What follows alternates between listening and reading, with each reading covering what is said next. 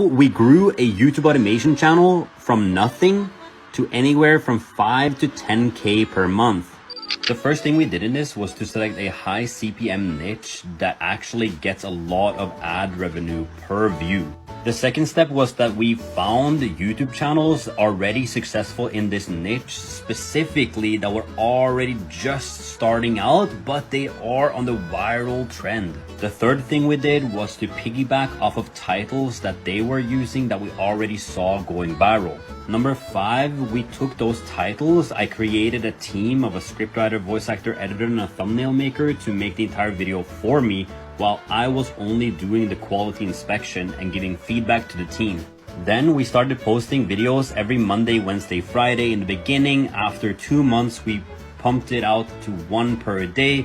And after about 3 to 4 months, we pumped out 60 videos every single month.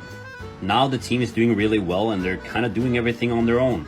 If you want to start a channel like this in 2023, I actually just opened 20 spots to my program. Now I haven't sold this for about 6 months.